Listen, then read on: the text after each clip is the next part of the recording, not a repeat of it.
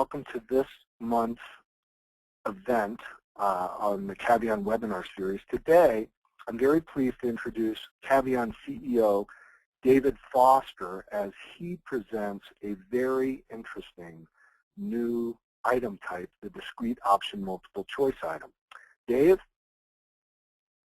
Thanks very much, Steve. You can hear me okay? I can. Great. I want to also thank all of you attending today. I'm hoping this will be a very informative session for you. As you know, with these kinds of sessions, you're free to ask questions. And maybe we'll get to some of them today, but we'll certainly get to them following the session. So happy to entertain any questions that you have. Steve, could I go to the agenda? Yeah, and Dave, just real quick before you begin, I should have taken care of a little housekeeping. Because of the size of the attendance today, everyone is muted. In your little dashboard, there is a Windows screen. And so you can use that dashboard to ask questions or let us know if there's anything that you would like to have a little more detail presented. So that's it. Dave, back to you. Okay, thank you. As Steve mentioned, today we're going to talk about an exciting new technology. This technology is possible because tests are computerized, most of them today anyway. Because being computerized, we can deliver the multiple choice question in many different ways. And so this is a way. It's called the Discrete Option Multiple Choice. We'll talk about that. We'll spend the bulk of the time today on how it may affect some fairly major testing problems that we experience. We'll spend a little bit of time on how DOMC items can be created, and then a little bit on a very interesting variation called the super discrete option multiple choice. And then finally, some challenges with implementing DOMC. So with that, let's go to the next slide, please. So today, the context is basically solving problems. So these are the ones I'm going to talk about today. First of all, our test security. Test security today, I think, is abysmal. There are way too many breaches, too many problems, too much success by those that steal our content and those that cheat. And I think it may get worse with new technologies such as Google Glass. Ability to capture content and share it immediately while the test is going on is not a good thing. Second is the quality of measurement. We can improve on that. We do measure. There is a problem with the measurement using multiple choice tests today, and we'll talk a little bit about that. Costs are generally, in my opinion, too high. I think with the advent of computer technology, I expected that costs would go down. However, they remain pretty high. Security is a problem, and we'll see how that might be affected by DOMC. And then I want to talk about unfairness of tests, particularly multiple choice tests. So those are the problems we're going to talk about today. Steve, next slide. We're going to start with just simply describing what basically what DOMC is. Here's a simple description. Options for the multiple choice question are presented randomly, one at a time, with yes and no buttons. This is how I describe it to people. You don't see all of the options that exist for a multiple choice question, but one at a time, picked randomly. The task is simply to say yes or no as to whether you think the answer, the one presented, the option presented, is the correct one or not. Options stop appearing, and this is an important feature. They stop appearing when the test taker answers the question correctly or incorrectly. Now, there's a little variation of that, but that's basically the question is over and it's scored when the person answers it right or wrong. So, Steve, next one, please. So the best way, always has been the best way to understand DOMC is to try it out, to take a few questions. We're going to do that for you. You're obviously welcome to do it yourself at this site, trydomc.com. Here's some varieties you'll see. simple multiple choice, that's one correct answer, some non-correct ones. Multiple choice with more than one correct answer.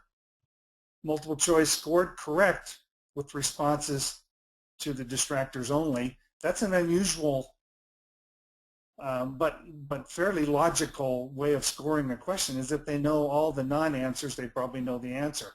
So it's an interesting possibility allowed us by DOMC.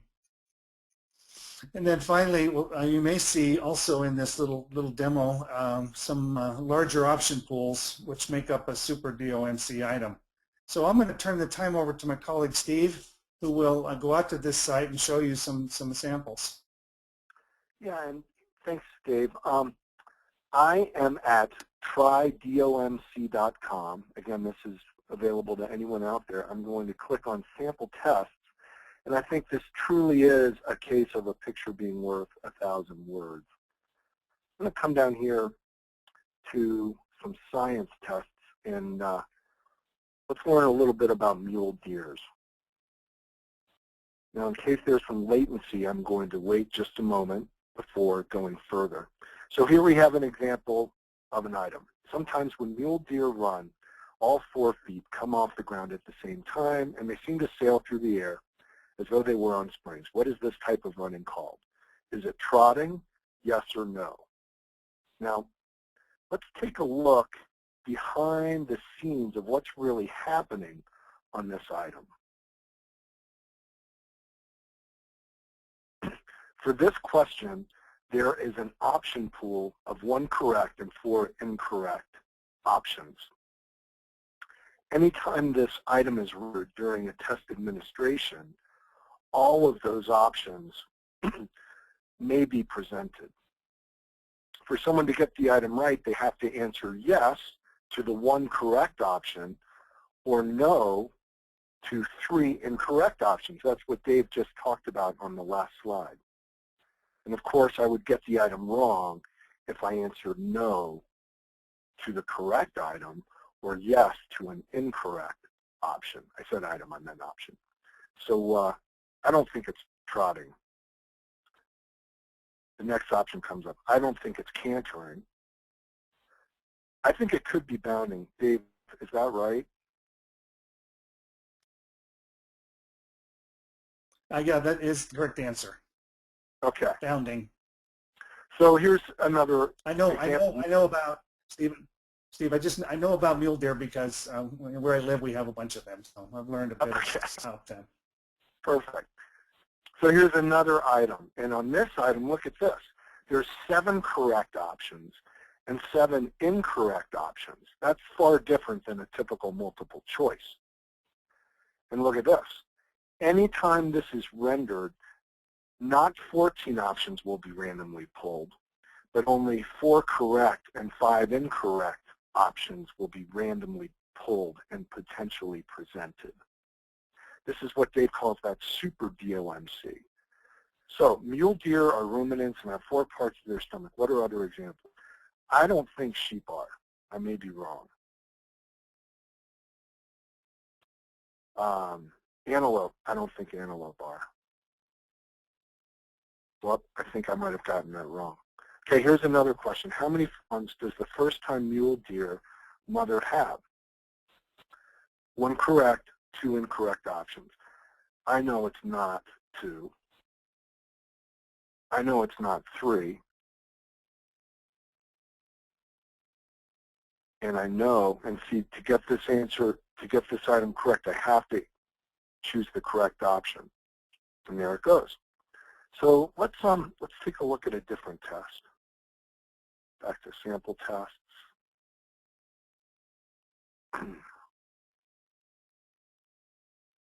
Basic science. Let's begin. Okay. Is a chart a good place to find information about how fossils are formed? I'm going to look at the inner. Wow, 6 correct and 14 incorrect. I don't think a chart is a good place. I think the internet is. I think a lunchroom is not. having a yardstick is not a good place to find out about fossils. Now, next question, is this a mammal? 5 correct, 15 incorrect options. A centipede is not. A tarantula is not. A trout is not. A moth is not. So look, I answered 4 incorrect options correctly in that item. 4 incorrect options with the answer no, and that item stopped. I actually got that question correct. What is this tool used for? To separate the oil from a mixture of oil and water? No. To remove a single cell from tissue? No. As a place to grow bacteria? No. So look, if you look here, there are 3 correct options and 17 incorrect. Clearly, I'm answering these incorrect ones. To measure the amount of rainfall in a location? No. I just completed that test, and I saw 13 options out of 60. Only 22% of all the options are exposed. So I'm going to go back to the slide and turn things back to Dave. Dave, there are some questions. Is it possible to go back to previous options, either distractors? Is there any way to go back with this? You know, there may be. I don't know of it yet. Perhaps if you only show one option ever, you could go back and redo that question, but it would come up with a different option probably. Probably different options. Right now, the best advice is that you create these tests in forward-only mode, and then you never return to a previous question. That's not an unusual restraint on a test, because that occurs with many test designs, including those with adaptive algorithms underlying them. So it's not an unusual thing. People learn to accept that. But you can't go back and return to questions in general. Dave, I forgot to talk about this extra option probability. Could you describe that, please? Sure. Years ago, I devised, there may be some feedback based on answering and how quickly it moves to another question. So I just devised adding an extra option according to a particular probability. For this particular question, when this question is shown, half the time an extra option will be shown if one's available, and it is not scored. So the scoring of this item, as the item essentially ended, the test taker doesn't know that, and extra options. Another purpose for that extra option is to collect data on non-scored options if you are trying some of them out. Kind of like we seed experimental questions in some of our operational exams. But basically it's to remove or attenuate some feedback that may occur. Great. Thank you, Dave. So I think people have an idea or a clearer picture of what we're talking about with DOMC. Getting us back to the slides, do you want to proceed? Sure. Let's go to the next slide. This is where we start talking about the four problems that I mentioned earlier. So let's go to the first of those problems, which is test security, or the lack of it. So here's some points about the security problem. Tests are stolen routinely and quickly shared. New technologies are going to be helpful to those thieves. Cheating by the use of pre-knowledge, so you go out on the internet and you get the questions and answers. It's not something a proctor can detect. It's not a kind of cheating that is detected during test administration. And use of Google Glasses or something to capture content will be very difficult for a proctor to detect. Old-fashioned cheating, therefore, remains a big threat. And of course, you know this, the problems with security problems affect test scores and society's trust in those scores. You all have seen the many reports in the media, and that just attacks our industry, attacks the value of those whether they're admissions tests or certification or licensure tests. It definitely, we all are guilty by association. So we need to solve security problems of this type. Next, and so how can DOMC help? Can we go to the next slide, Steve? Okay, well, as Steve showed you, at least on the one little science test, out of 60 possible options, only a few were shown. 22% of them, I think, were shown. DOMC exposes much less of the item content. Makes it difficult to steal accurate questions. So on the average, the research indicates that 2.5 options are shown compared to the 4 or 5 for the traditional multiple choice item. That's about a 50% reduction without any measurement loss. That is, the question is doing always what it did. It enables you to measure whether the person knows or can do that thing. And so you're still getting that, but you're not showing as much. Now the Super DOMC, which has many more options, it's still 2.5 are shown, and so the more options you have, the lower that percentage is. It could get down. If you have 100 options, you're only showing about 2% of the question every time, which makes it hard for a thief to steal the content, and it makes it hard for someone who wants to cheat using what someone else has stolen. It makes it very difficult for them. They're not going to trust it. It's not going to help them. So next slide, please. So it does this because, as this slide shows, you can't capture what you can't see. You can't share what you didn't see. If you want to cheat, you can't depend on what others tell you about the test. That's going to be tremendously disruptive. Now, I don't know quite how disruptive it is. I do know that opinions are that it is very difficult, and I think we have a poll right now, so you can give us your own opinion. Steve? Yeah, so I'm going to launch the first poll, and the question is, let us know how much you agree or disagree that the DOMC item makes it harder or easier to cheat. So the question is, how difficult is it to effectively cheat with the DOMC? And we're getting quite a few people responding. Give people just a few more seconds, like to get a few more. We've got about 75%. I will close this momentarily. Now I want to share those results. So Dave, are you able to see these? 24% find it much more difficult, 59% more difficult, 15% about the same. Yeah, I'm seeing them. Yeah, that's great. Let's do that. Keep in mind those percentages, and let's do this the next question. Okay. And now I'm going to share the next poll. So that one concerned, is it easier or harder to cheat? This one is it, do you agree or disagree, is it more or less difficult to steal test content? So again, folks, please weigh in. Eager to see what your opinions are around the improved security.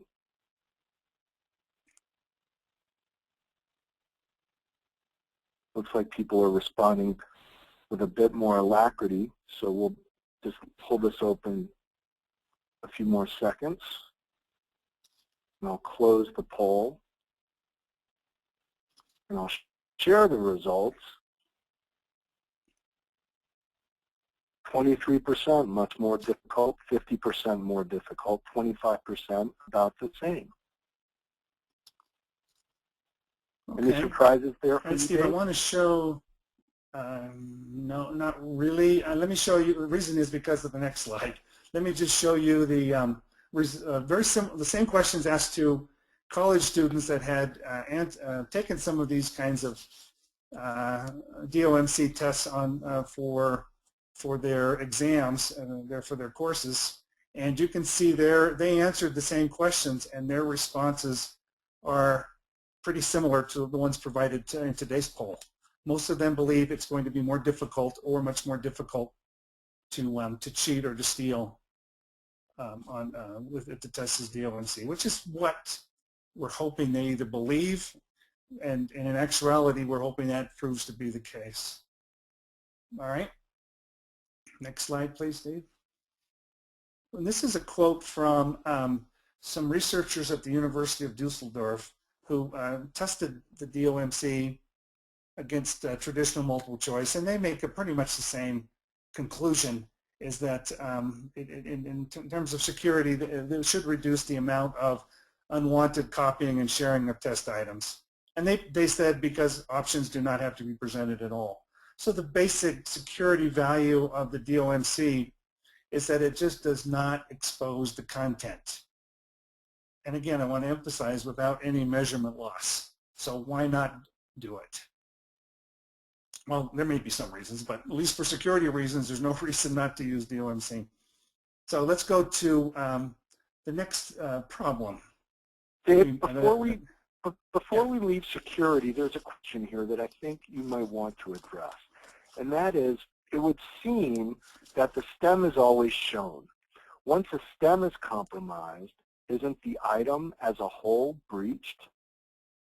You know, that's an excellent question, and the answer is it's not always breached.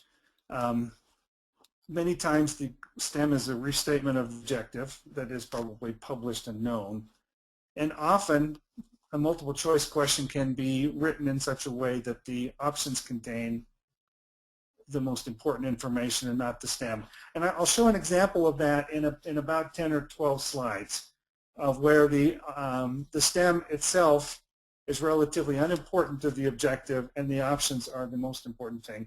And it really isn't any more complicated or difficult to understand. And Dave, thanks. I want to let people know, because there are quite a few questions coming in. Folks, two things. We're going to try to address your questions. We'll definitely have time at the end of the session. Also, Dave's written a white paper, and I think a lot of the questions that are being asked, answers can be found in that. So we're going to give a link to that. So we'll make sure, if we don't address your questions on this session, that you get the answers you'd like. Sorry, Dave, back to you. It's okay. Okay, the second problem that I mentioned was that the quality of a score from the multiple choice test is not what it should be. And I've just posed a question here. It's metaphorical. What would happen to the quality of a cake if you added 10% of some totally unrelated ingredient, such as chili peppers, vinegar, asphalt? I am sure you could come up with other creative examples. Just adding 10%, of course, it would make it inedible. It wouldn't serve its purpose. And we all like the purpose of cakes. And so I'm going to extend the metaphor and say traditional multiple choice questions are like this cake. That is the cake that is corrupted. And so let's talk a little, I'm going to show that on the next slide, please.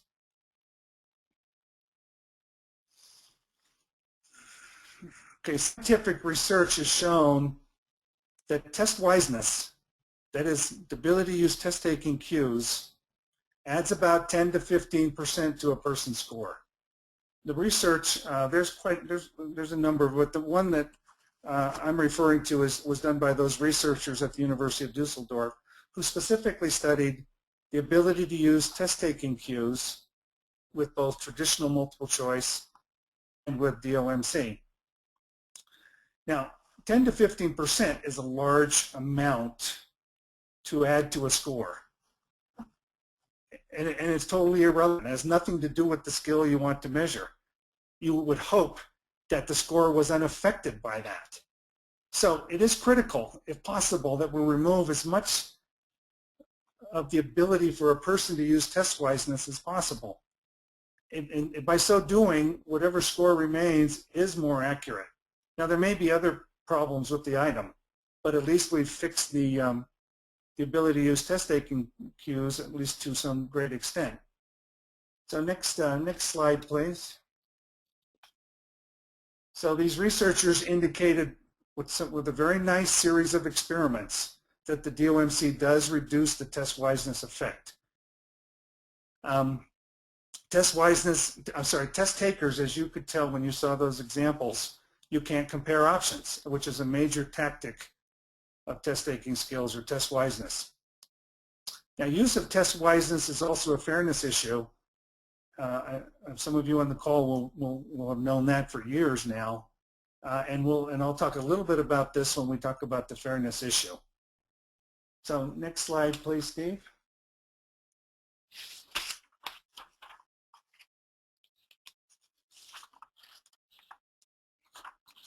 Steve, it's back to you on the poll. Yeah, sorry. I'm trying to be muted when I'm not on and look at questions, and so we've got a third poll, and it's another. Do you agree or disagree? Is removing the ability to use test-taking skills, does that improve fairness? And so we've got people responding. Actually, no, Steve. It doesn't. Does it improve fairness? Does it improve the measurement capability of the test? Okay, thank you, because I can't see the actual question. Oh, okay, yeah.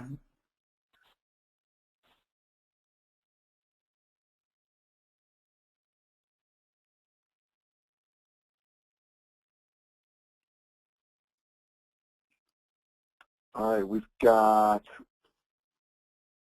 pretty much everyone responding. I'm going to close this, and I'm going to share the result. Look at that.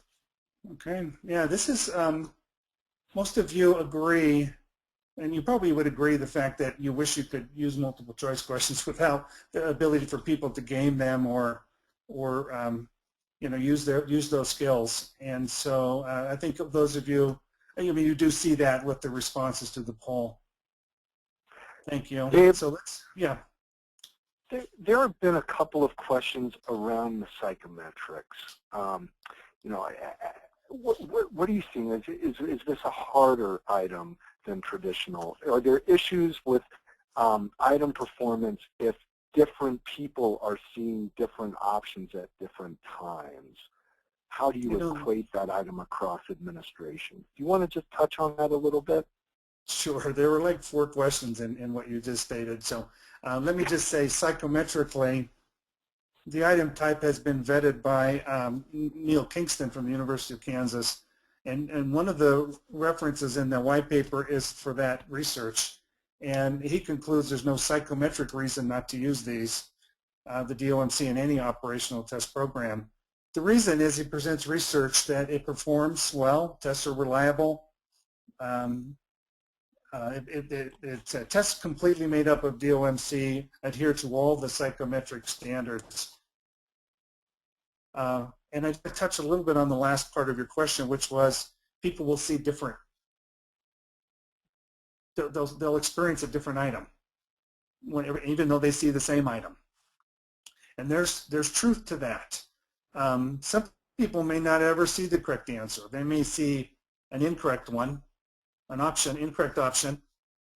Not knowing the answer, they may say yes, and the question ends, never having seen the correct option. Others will see the correct option first or third, and so because of the random nature, that particular, I don't really have a problem with that approach and presentation because there really isn't a lot of information that disadvantages anyone at this point. If it does on an item basis, it probably evens out across several items on an exam. And so, so far, you know, just according to the standards of testing and reliability of tests and such, DOMC-based exams are meet every standard there is. So I would hesitate not a second to utilize these in an operational program. But let me just say to everybody that try it out. You know, do a little pilot on it.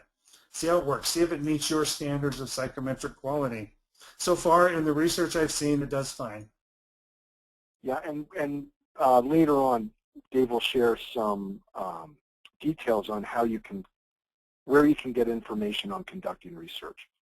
And I think we'll just keep pressing ahead. You know, just a little bit on this. I've got 2 more slides on this measurement quality section. One is, I labeled this slide windfall because it's an unexpected benefit. As soon as test takers realize that their the ability to use test taking cues are somewhat mostly eliminated, that just means test prep is, do a better job of learning the subject matter of the test, not learning how to game the question format. So a little bit of a benefit is it focuses people on the content of the test rather than a format. Next slide. This is an interesting one, and I wanted to put it out here. Student reactions to DOMC are not all that positive.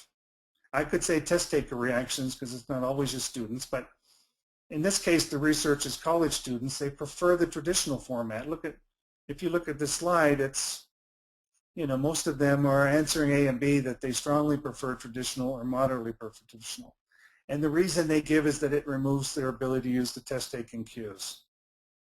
And I just put down below, of course, they would also prefer not taking tests at all, not going to the dentist and not having their IDs checked.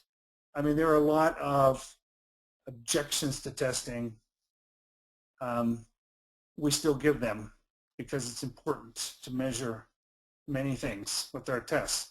And so we should not consider passing up on a new innovation solely for the reason that some of the test takers might not like it.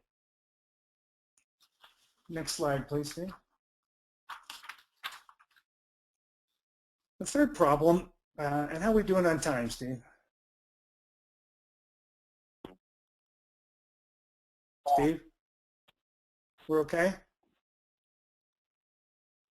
Sorry, I'm not hearing you, so I'm just going to continue. Sorry. Yeah, it's okay. The third problem is that tests cost too much. Now, we've kind of gotten used to those costs, so this may not seem like a big deal to you. It's always a big deal to me, and so I'm bringing it up today. Some of these costs have to do with security. The first checkpoint there is programs generally create large numbers of items for security reasons. Extra forms, a form to use in case a breach occurs, large item pools to support adaptive testing. The major knee-jerk reaction in our industry to security problems is to create more items. So it'd be nice if we didn't have to do that. The second is the cost to administer a computerized test higher than it should be, certainly higher than a paper and pencil test is, and it'd be nice if that could be reduced. So how can DOMC help with this in these 2 areas of costs? Next slide, please. Okay, in a couple of ways. The first one is DOMC test questions, because they're not as easily compromised or stolen or shared, they remain in service for much longer periods of time. And for some super DOMC items, it may be indefinitely. Therefore, test development costs, having to replace items that have been stolen or compromised, or too much cheating is going on, it doesn't have to occur very quickly. Perhaps a year or 2 could go by, and therefore much money can be saved in terms of replacing items. And that could be, for some large programs, significant amount of money, and small programs too. The second point is, and this is based on the research I've conducted and others have conducted, is that seat time, that is the length of the time it takes to take the test, is reduced by 10% to 39% when it's DOMC. Now, to be honest, I don't absolutely understand why this savings occurs. I didn't expect it. I came up with the 10% one in all the research I've done, Those folks at the University of Dusseldorf have come up with upper 20s and 30 and almost 40% savings.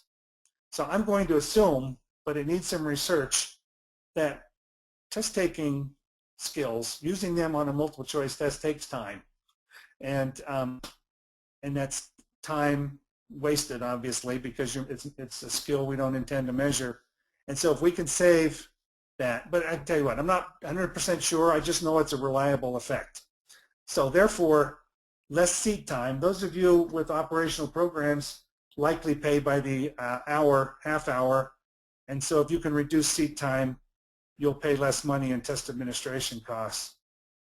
For those testing vendors out there, those that have services to provide tests for others, you can squeeze a lot more tests into your existing channel and a number of centers you have, and number of workstations at those centers can accommodate a lot more test takers if indeed the savings is passed on. Now again, I don't know whether it's 10 or 40%, and it's probably very much dependent also on the type of test that's given. Okay, Steve, yeah. Just real quick, with that research indicating a reduced seat time, those were not computer adaptive tests, just DOMC, is that correct? They were identical tests. They were not adaptive. They were identical tests, same numbers of questions, and it's a very reliable effect. So. Okay. Yep. Just someone asked if that was. Sure. That's a great question. Yeah. Time. So moving on. The last one is fairness. We're getting killed by critics in the industry, and in what I think might be justifiable is that we do allow and have allowed for 100 years test wiseness to simply exist in our multiple choice tests. And second, our multiple choice tests are certainly unfair to some subgroups. They're complicated to do. They're difficult to do. Not just because they're difficult in content. That's okay. They're difficult in format. Just to do a multiple choice, traditional multiple choice question is complicated. Comparing all those options, it's not an easy chore, cognitively easy chore. It is not. So these are, in my opinion, accurate criticisms. And we don't often get a chance in our industry to be noble, to do something that really makes things better for people. And this is one thing. We can take that test wiseness out of our tests, and I'll talk a little bit about why, but we can do something to improve the fairness. So let's go to the next slide and show what that might be. Okay, so the first one is the test prep courses. You've probably known for a long time, the purpose of those courses, at least a major purpose of those courses, is to teach tactics on how to answer multiple choice questions. That's test taking skills. Test prep courses cost money, can't be afforded by many test takers. Therefore, those test takers are disadvantaged. They get lower scores simply because they couldn't afford the course.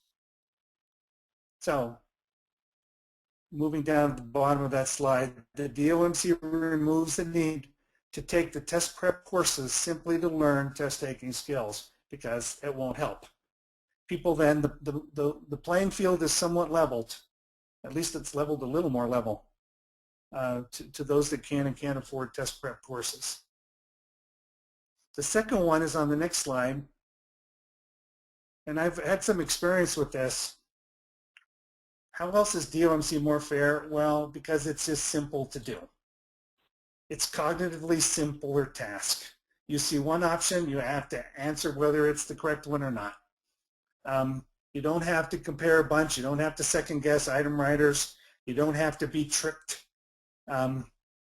This makes it easier for certainly some subgroups, including young children. They can take a DOMC test at a much younger age. I've done some research on that.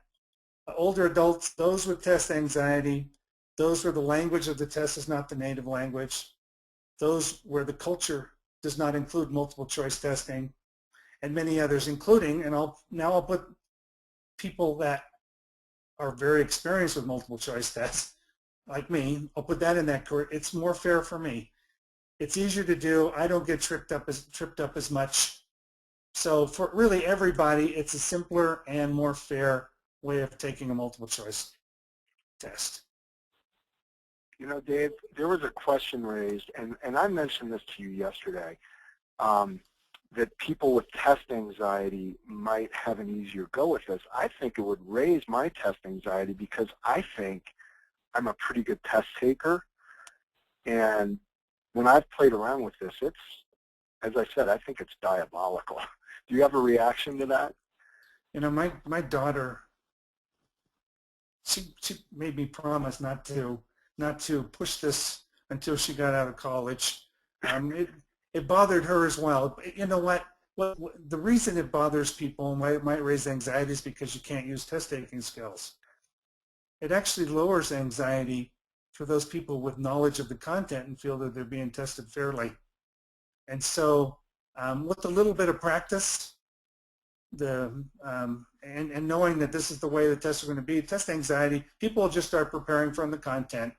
And this idea of testing, this particular bullet point talked about people in general that are worried about their score and get this sense of anxiety that interferes with their ability to compare options and do the traditional multiple choice. Because it's a simpler format, that test anxiety is not as disruptive to their ability to answer the questions. All right. So we've got another poll, and the question is, DOMC, do you agree or disagree, DOMC can improve the fairness of multiple choice tests? So we'd love to get feedback based on what people think. And Dave, just a heads up, we've got about 10 minutes before we'll want to wrap, and there are questions too. So. Okay. Okay. We've got, let's see, a couple more. We've got 3/4 of the people have responded, and I'll share the results. And looks like people either agree, Dave, or some people they're undecided. This is new stuff, and they're not sure what the impact will be. Well, it's good. I mean, it's nice to have different opinion. I hope it stimulates research and at least thinking in that direction. Great. All right, so we're going to press on. Okay, so in order to use the DOMC, a couple of things have to change. There needs to be changes to the item banking or the way tests are created, and to test administration systems. They need to be modified for the DOMC as they need to be for any new item type. Now, Criterion supports a simple version of DOMC. ExcelSoft, also a vendor in our world, has built the complete version of DOMC with all the varieties that you saw in those sample tests. Steve, do you want to show them the screen from their system? So here is the user interface from that system, and I'll let people catch up, let people's screen catch up. Kind of three main parts. First, here is an item, the item stem. The objective was not very clear. The above sentence, what does the word objective mean? In this section of the screen, one can create options for that item. And as you can see, one question has 10 options, 4 of which are correct, marked with the 1, 6 of which are incorrect. And then really how you customize the item in the test is in this area. So right now, I stipulate that 5 options might be presented. Those 5 would constitute 2 correct options and 3 incorrect. So there's lots of flexibility. Of course, not everyone is going to see 5 options. The item will end when I answer it correctly or incorrectly. And here's how we detail that. This item would be correct if a test taker answers yes to both correct options. It would be correct if they answered no to 3 incorrect options. And earlier there was a question, Dave. Someone was uncomfortable with having them incorrect options answered with no be getting the item correct. And so they've got the flexibility to tailor this accordingly. Right. That's that particular field is not a required field, so you can simply leave that blank, and it scores it. Responses of a no to an incorrect option simply doesn't affect the scoring. And then for this item, I'm going to get the item wrong if I select an incorrect option with yes or a correct option with no. So I hope this gives people a little bit of a flavor of how a fully implemented DOMC can be tailored and configured. So Steve, there's just a little. Oh yeah. Item writers just have you're doing fine. Item writers have to write a lot more options, or they could, and they have to make these scoring decisions. And so that's a bit of the difference between this and a traditional multiple choice question. It doesn't take really a whole lot longer. I've done any number of them, and so, but it does require a few more decisions. And Dave, someone just commented that several times I stated the item will end when the test taker answers correctly or incorrectly. That's correct. What I'm meant to say is not all options will be presented. Those options may not be rendered because before all are shown, I have answered correctly or incorrectly. So thanks for that correction. Dave, did I miss anything? Is there anything else you want to cover? I think you presented it just fine. Okay, let's talk just a little bit about what a super DOMC item is. Just a very basic definition, it's simply an item that has more correct and incorrect options than would be normal for the traditional version. So if if usually you have 1 correct and 3 distractors, a super DOMC you could have 2 correct and 5 distractors or incorrect options.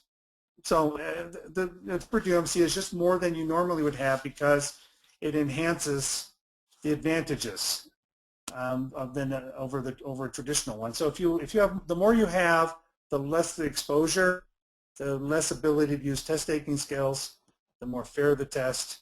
So that's what a super DOMC was. But let me, and I know some of you are saying, boy, it's hard for me to come up with 4 options, and that's true. There are some cases where you simply can't improve on the traditional, at least the number of options in the traditional multiple choice. In that case, just leave it as it is. There's no requirement that you create more options than originally existed. Next slide, please. But here's an example on the extreme end of a super DOMC item, and this also may answer the question that was asked earlier. In this case, the objective is a mathematics objective for, like, I think second grade, first grade maybe, add 2 two-digit numbers.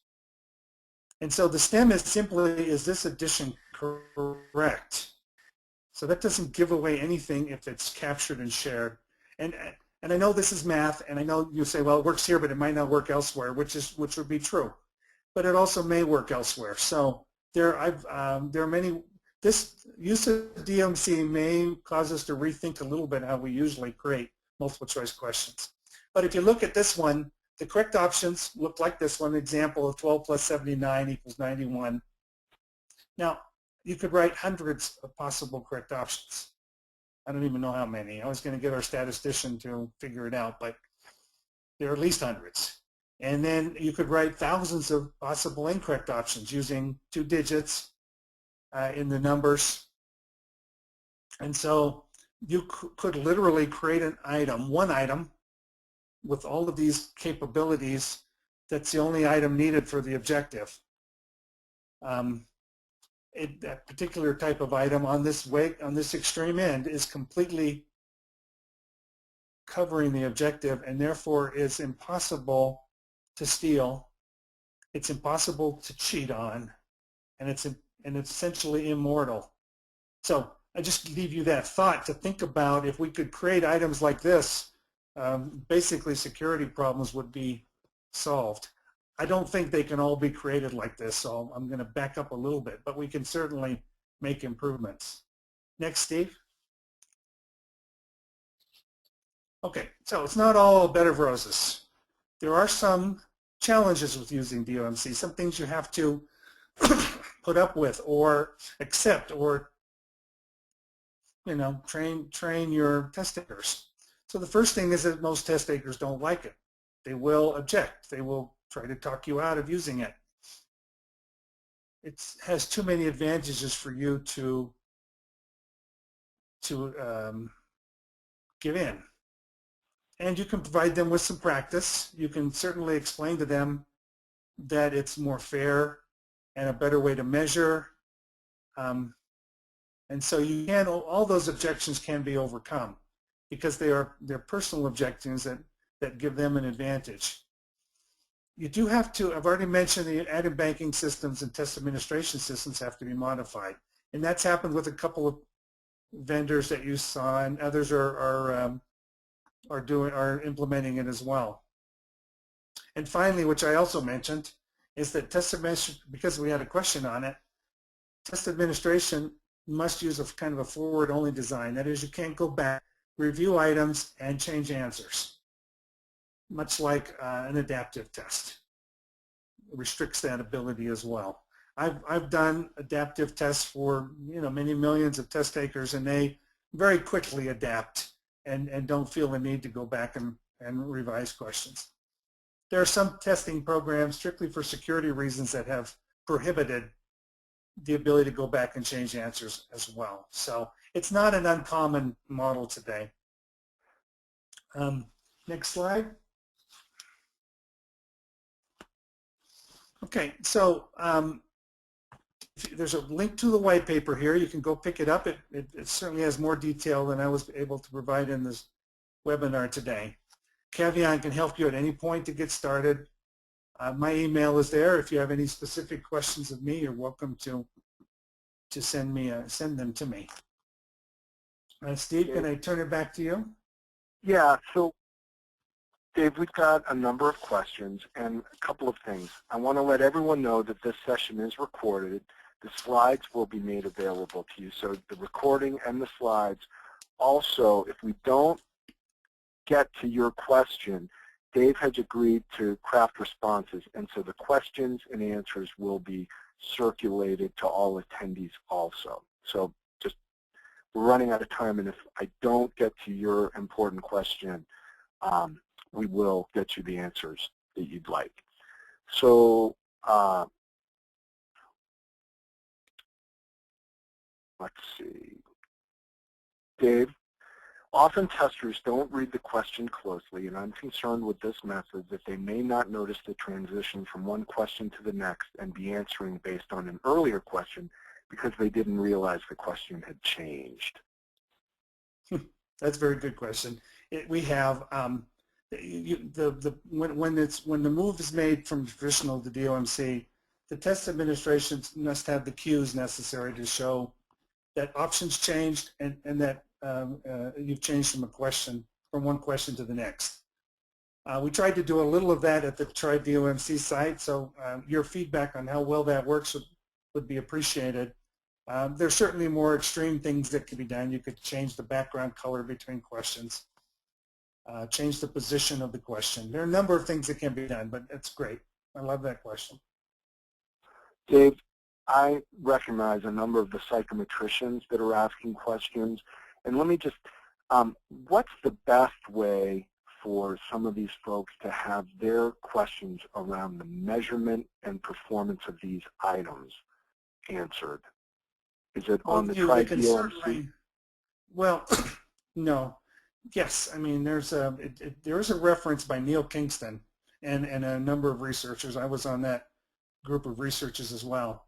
That's the best psychometric paper, although there are psychometric analyses in some of the others as well. And so there are half a dozen papers, references listed in the white paper. I'd go to those websites, download. You may have to upload them behind paywalls, but they're not very expensive, and pick up those scientific reports and read through them. That's probably the best way. Another way, of course, is to ask me those questions in an email, and right. That's the best way, because you probably didn't do that in the little chat box. So do a little more detail in the email to me, and I'll respond to. So, Dave, I've got 2 minutes before the hour. We always want to keep these sessions to under an hour. If you're game, we can. So I think we should thank everybody and everyone. Clearly, there was Dave. It's an interesting topic and lots of questions and curiosity. If any attendees want to stay on, Dave, are you available? Can we keep this going a little bit longer to address some of these other questions? Sure. Okay.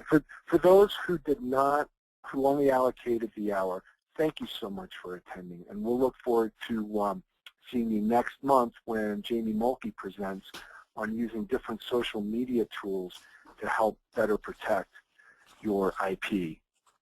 So thanks everyone so much, and we will keep Dave on, and I'll try to sift through some of these questions. We will make answers available through a number of different means from this session. So thank you, folks. Looks like a lot of the people who have asked some questions have left. Dave, did any of the research focus on test-taking strategies for DOMC? None of them focused on specifically what you would do as a test-taking skill to do better on DOMC. Basically, they focused on the other side of the coin, which was the ability to use test-taking cues as a strategy is eliminated, leaving you with what? And basically, it leaves you with a void of anything except learning the material. Now, you could go out to try DOMC to some of those sample tests and just see what happens if you answer randomly yeses all the time or no's all the time, and see what kind of score you get. Or you could, really the test-taking strategies are pretty limited except for learning the material. And that's probably the best one. And that seems to be what the researchers are saying. Dave, one question is, doesn't this approach eliminate testing students' ability to select the best answer? Oh, great. I'm glad someone brought that up too.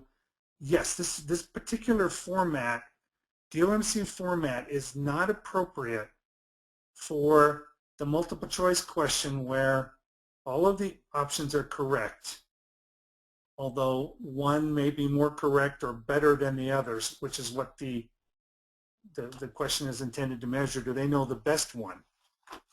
Now, so for now, a lot of multiple choice questions use the term best in the stem, when really the options are either correct or incorrect and written that way.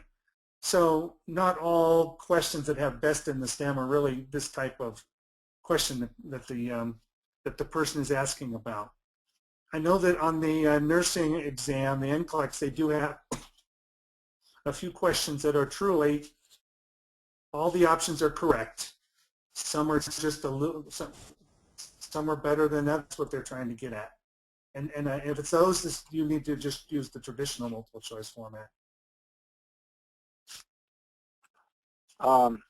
Here was a question that I thought. It seems, Dave, that test takers need to get more correct answers to get the item correct, more than one. Once they answer an item incorrectly, they're done, but they need to answer correctly more than once. That's not necessarily the case. That's up to the creator of the item, isn't it? Yeah, that's absolutely true. You could just do the traditional, even today, since multiple choice questions were computerized in the 80s, quite often they include or require the test taker to select 2 correct answers from the list. And so asking for more than 1 correct is not an unusual thing today. And we can do it with the DOMC as well. You don't have to do it. It simply allows the item designer to perhaps meet the specification a little better, or make the question slightly more difficult. I'm not sure it even does that, but so it just gives a little more flexibility. It doesn't have to be done that way. Well, and if more than 1 correct response is required, should you let the test taker know by indicating in the stem, you know, I think what the question is, should you let someone know that you're looking for more, that there could be more than 1 correct answer in the options that are presented? Yeah, you know, I've thought about this. Certainly, if it were traditional multiple choice, I've argued long and hard that you should let them know. You should prompt that.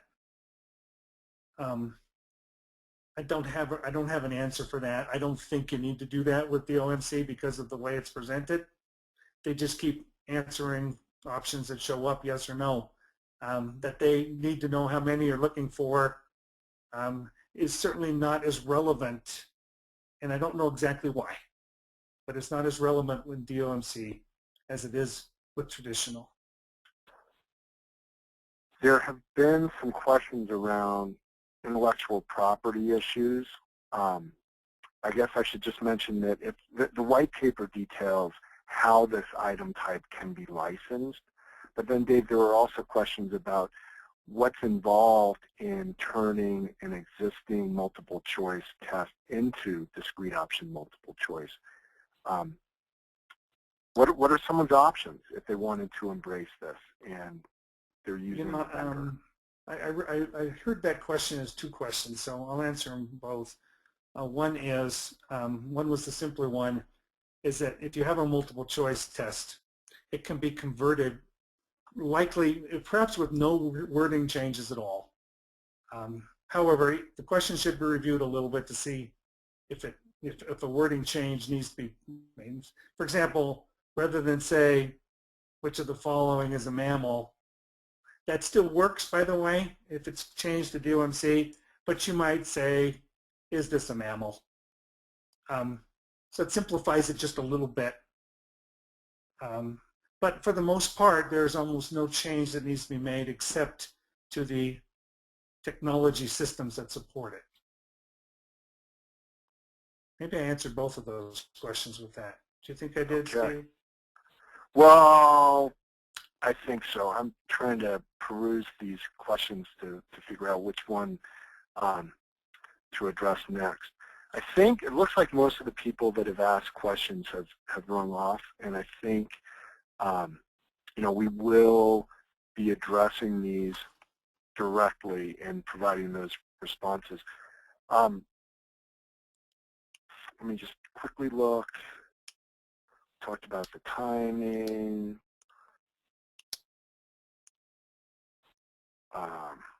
Talked about test-taking strategies. Talked about intellectual property. There's some more psychometric questions, point by serial, and those kinds of things, impacts on p-values and point by serials. Do you want to address those now, Dave, or would that be easier to address in a written response? Yeah, no, let me do that now. It's included Okay. in a couple of other papers, so they'll see this too. Point by serials overall don't change. I'm not sure why that is. However, it's an idiosyncratic effect. That is, sometimes the point by serial goes up for a traditional question or goes down for a traditional question after converting. So I'm not 100% sure. The whole use of DOMC should illuminate how we write questions. But overall, the point by serials don't change, the average point by serial. That's not the case with the p-value. The p-value, as expected, drops by about 10% on the items, pretty much almost all items. Therefore, the test score drops by about 10%. That's assumed to be because you're removing the effects of test-taking skills and the additional score added to a test because of that. Certainly, when you remove those skills and those skills are effective, you expect the p-values to go down. So certainly, test questions now look a little harder. They're probably just more realistically, you're looking at their difficulty, and so those are the basic. Those are the basic differences in the item analysis. Doesn't appear to be too different. So, Dave, one question was, how do you decide how many correct answers are needed to prove the test taker's knowledge? I don't know. I don't know how we do it today. So in traditional multiple choice questions, so you know what, I think we just, you need to have a sensibility. The person that writes the test questions is probably a subject matter expert, maybe more comfortable with asking for 2 correct or 3 correct rather than just 1, and so it's easy to do. Doesn't take much long. It takes almost no much more time from the test taker. So I really don't know the answer to that. Okay. So it's part of the creative license for the writers. Well, and thank you. There's another question. And is it correct that you can't use the Angoff method to set the cut score with this item? You mean because you have a lot of options and they're not always shown, and it's hard to demonstrate it to a group of a panel of judges? It's true. An Angoff panel, they like to read the item, but more and more new item types are being used in tests, such as drag and drop or point and click, and I mean there are a list of 30 new item types. All of those pose a problem. Even an item with graphics or audio presents a problem to Angoff panels because they're used to seeing things written out in text and not having to actually work the item and see all the pieces.